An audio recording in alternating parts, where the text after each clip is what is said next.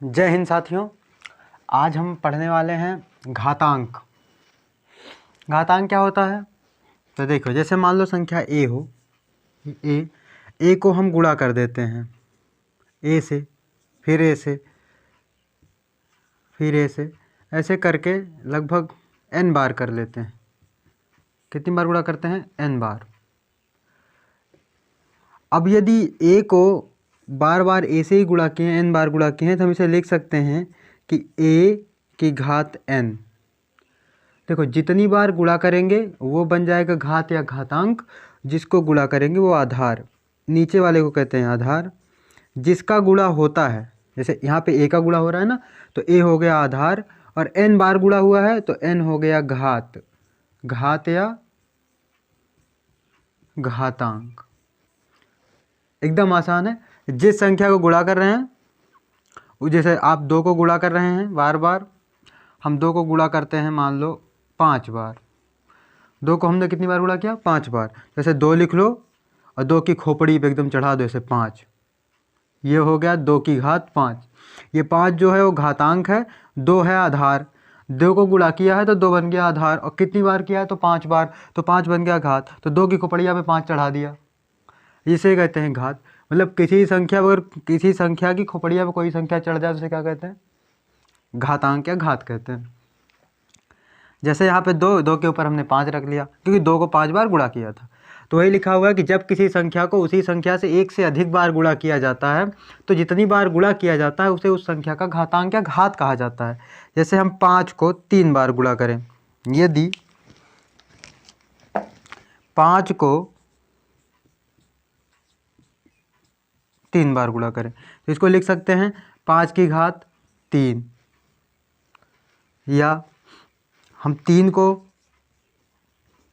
4 बार गुणा कर लिए। तो देखो, 3 गुणा हुआ है तो पहले 3 लिखेंगे, कितनी बार गुणा हुआ है? 4 बार, तो 3 की घात 4 हो गया।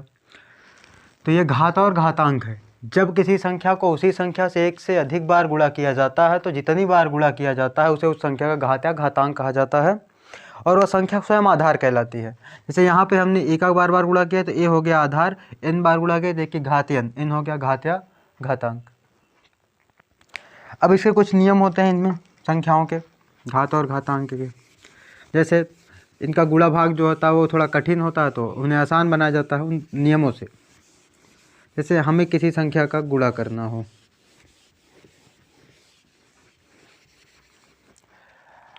घातांकीय संख्याओं को अगर सरल करना हो, तो यदि आधार समान हो, आधार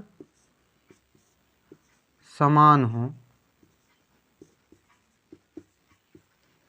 तो जैसे 2 की घात 5 है और इसको गुणा करना हो 2 की घात 3 से, 2 की घात 5 गुणा करना है 2 की घात 3 से, तो आधार समान है, यहाँ भी 2 है और यहाँ भी 2 है। आधार समान होने पर गुणा में घातें जुड़ती हैं। आधार जो समान है वही रख लो, घातों को जोड़ दो, यहाँ पे 5 और यहाँ प्लस में 3, 5 और 3 कितना हो जाएगा? 8, 2 की घात 8, इसका उत्तर हो गया। यदि आधार समान हो तो गुणा में घातें जुड़ती हैं, वही हुआ है। यहाँ पे आधार 2 थे, दोनों में समान थे, हमने 5 और 3 जोड़ दिया, आंसर हो गया 8। आधार समान हो तो गुणा में घातें जुड़ती हैं।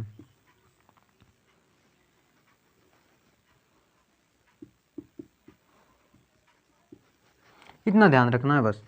यदि आधार समान हो और भाग करना हो, जैसे 3 है, 3 की घात 6 है, और इसको भाग करना हो 3 की घात 4 से, तो देखो यहाँ भी आधार 3, यहाँ भी आधार 3, आधार दोनों का समान है, भाग है, घातें घट जाएंगी, अर्थात पहली घात में से दूसरी घात को घटा दो। पहली घात 6 थी, दूसरी 4 थी, 6 में से 4 गया तो बचेगा 2, तो 3 की घात 2, ये हो गया उत्तर, 3 की घात 2। भाग, अगर गुणा में घातें जुड़ती हैं और भाग में घातें घटती हैं। आधार समान होने पर गुणा में घातें जुड़ती हैं और भाग में घातें घटती हैं। आपको जितने भी प्रश्न मिले आधार समान होने वाले, जैसे a का गुणा 3, a की घात 3 गुणा a की घात 4, तो 4 और 3 जोड़ दो, हो जाएगा a की घात 7। ये आंसर हो गया। इसे लिखना चाहें तो आप ऐसे नोट कर लीजिए। समझ आया होगा। जब भी आधार समान रहे, गुणा करना हो तो केवल घातों को जोड़ लो, उसका गुणा हो जाता है एकदम आसानी से। चुटकियों में क्वेश्चन हल। जैसे a की पावर n गुणा में a की power m is equal to a की पावर n प्लस में m, गुणा हो गया। भाग करना हो a की पावर n, डिवाइड है a की power m is equal to a की पावर n माइनस में m।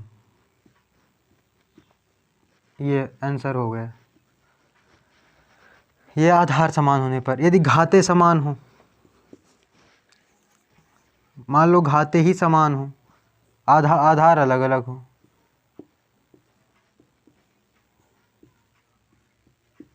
घातें समान हो, जैसे मान लो दिया हो a की घात n गुणा करना है b की घात n से, तो यहाँ पे जहाँ पे समान था आधार, हमने आधार नहीं बदला, जो समान है उसे ही नहीं बदलना। यहाँ पे आधार समान था, हमने आधार नहीं बदला। यहाँ पे घातें समान है, हम घातें नहीं बदलेंगे। घातें n है, n ही रहने दो। a और b का गुणा करना है, a गुणा में b, तो a b की घात n। जैसे 3 की घात 4 गुणा करना हो 2 की घात 4 से। देखो दोनों में घातें 4 हैं, तो घातें जो है वो 4 ही रहने दो। 3 का 2 से गुणा कर लो, 3 दूनी 6, 6 की घात 4, हो गया आंसर। वैसे ही यदि भाग करना हो तो जैसे a की घात n भाग करना है b की घात n से, यहाँ भी घातें समान है, जो समान है उसे ही नहीं बदलना है। मत बदलो, n को घात रहने दो, a बटा b कर दो, क्योंकि b से a को भाग कर दो, a बटा b की घात n। जैसे 3 को भाग करना हो, 3 की घात 5 है, 3 की घात 5 भाग करना है 2 की घात 5 से, तो ऐसे घात में 5 लगा लो और 3 से 2 को भाग कर लो, 3 बटा में 2 की घात 5।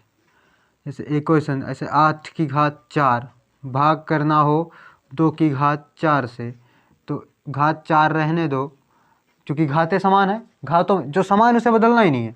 और 2 से 8 को भाग करो, 8 बटा में 2 की घात 4, 2 से 8 को भाग करेंगे कितना आ जाएगा 4, 4 दूनी 8, तो 4 की घात 4, आंसर हो गया। ये दूसरा नियम है। घातें समान हो तब गुणा में घातों को नहीं बदलना है, आधार का गुणा कर लेना है। घातों को नहीं बदलना है, आधार का गुणा कर लेना है। भाग में घातों को नहीं बदलना है, आधार में भाग कर लेना है। समझ में आया होगा। ये घातांक और घात के कुछ नियम होते हैं जिनसे हम आसानी से क्वेश्चन कर सकते हैं चुटकियों में, जल्दी से 2 सेकंड में क्वेश्चन खत्म। आगे देखिए, मान लो एक क्वेश्चन है, कोई संख्या लिखी हो a की घात n लिखा हो और इसके ऊपर एक घात m लगी हो। अब देखो ऐसी संख्या मिल जाए तो इसका सीधा सा सॉल्यूशन है कि m को m से गुणा कर दो। जैसे 3 की घात 2 और ब्रैकेट के बाद लगा हो 3, पहले 3 की घात 2 है, फिर ऊपर से उस पर फिर 3 की घात लगी हुई है, तो इसका सीधा सा आंसर है 3 लिखो, इस 2 को इस 3 से गुणा कर दो, 3 दूनी 6, इसका आंसर हो जाएगा 3 की घात 6। ये अगला नियम है। जैसे लिखा हो 5 की घात 4 की कुल घात 5, तो इसका सीधा सा आंसर है 4 को 5 से गुणा करो, 4 पंचे 20, तो हो जाएगा 5 की घात 20। किसी संख्या की घात 0 दे रखी हो, जैसे a की पावर 0, उसका मान सीधा सा है 1 होता है। जब भी किसी संख्या की घात 0 हो, अगर किसी की घात इस प्रकार से nm हो तो उसका गुणा कर लो, यदि किसी संख्या की घात a की घात 0, a की पावर 0 है, मतलब किसी भी संख्या का 2 की पावर 0 है, मतलब उसका आंसर 1 होगा। अगर 4 की पावर 0 है, उसका आंसर 1 होगा। जब भी किसी संख्या की पावर 0 मतलब आंसर 1। जैसे अगर हम कोई डिवाइड कर रहे हो, 3 की घात 3 डिवाइड बाई 3 की घात 3 है, तब अब देखो आधार समान है, भाग में घातें घटेंगी, तो 3 में से 3 माइनस करेंगे तो हो जाएगा 3 की पावर 0, मतलब इसका आंसर हो जाएगा 1। ठीक, ये इतने रूल्स पढ़े हमने। कितने नियम पढ़े? पहला, आधार समान हो तो गुणा में घातें जुड़ती हैं। दूसरा, आधार समान हो तो भाग में घातें घटती हैं। फिर पढ़ा कि यदि घातें समान हो तो गुणा में आधार का गुणा हो जाता है, घातें समान सेम ही रहती हैं। और घातें समान हो तब भाग में आधार का भाग होता है, घात नहीं बदलती है। यदि अगर संख्या में किसी संख्या पे दो की लगातार एक घात हो, फिर उसके पूरे की घात हो, तब जैसे एक की घात n की कुल घात m, तो क्या करना है, उसको उनका गुणा कर देना है, एक की घात m इंटू n। और अगला हमने पढ़ा अगर किसी संख्या की घात 0 हो, किसी संख्या की घात 0 तो उसका मान हो जाता है 1। आप ऐसे प्रश्न जितने भी आप मिलेंगे आप आसानी से कर सकते हैं। अगर आपको समझ आया होगा तो आप कर सकते हैं, नहीं समझ में आया तो आप दोबारा वीडियो देख लीजिए। अगर फिर टिप्पणी कीजिए, कमेंट कीजिए और बताइए आपको जहाँ समझना है वहाँ से आपको बताया जाएगा। आज के लिए धन्यवाद। जय हिंद।